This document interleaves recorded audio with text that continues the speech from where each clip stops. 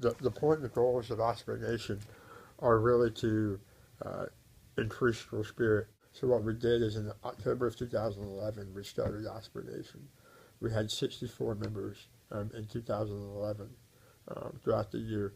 We went from 64 2 years ago to over 950 last year, and now we're over 1,400. Around 900 to 1,000 of them are freshmen and sophomores. Our goal is in 4 years, or in 2 years actually, 4 years from the start. We will have hopefully over 2,000, maybe 3,000 members, and it will be something that's almost a rite of passage. The students have many benefits for being part of Osprey Nation. We have specific Osprey Nation tailgates for certain games. We also have an Osprey Nation section for students to sit in, only for Osprey Nation members as well. So we're trying to build unity and not make it about one group or one club or one fraternity or one sorority and try to make it about UNF.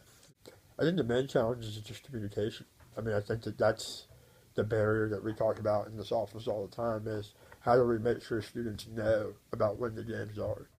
Students are so aware of only what they know. It's almost like a tunnel vision that I think students have because they're so used to their routine and they don't even notice what's around them. It's a process. It takes time. I mean, it's not going to happen overnight. I think that's something that, again, we're talking about in this office. It's going to take, it's going to take success. It's going to take success on the court. It's going to take success on the field for people to want to be part of it. Everybody wants to be part of a winner. Our average attendance when Coach Driscoll got here was somewhere around 1,000, which was 4 years ago. Our average attendance as of the end of last year was over 1,500. We led the conference in volleyball attendance this year for students, which is amazing. Last year we led the conference in men's soccer attendance in the fall, so 2 straight years we've led the conference in one fall sport attendance category.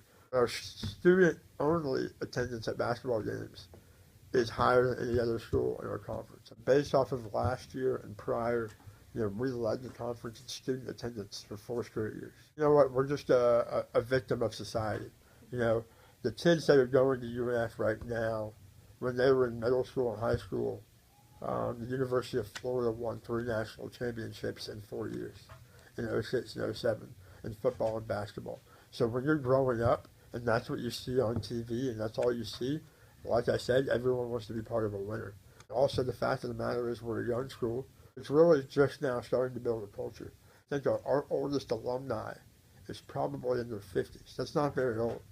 Okay, so those people in their 50s are now having kids in their, late teens, early 20s. So the students that are rooting for the Seminoles and the Gators, it's not because they don't want to root for the Ospreys. It's because that's what they grew up with. It's probably their parents went to Florida or Florida State.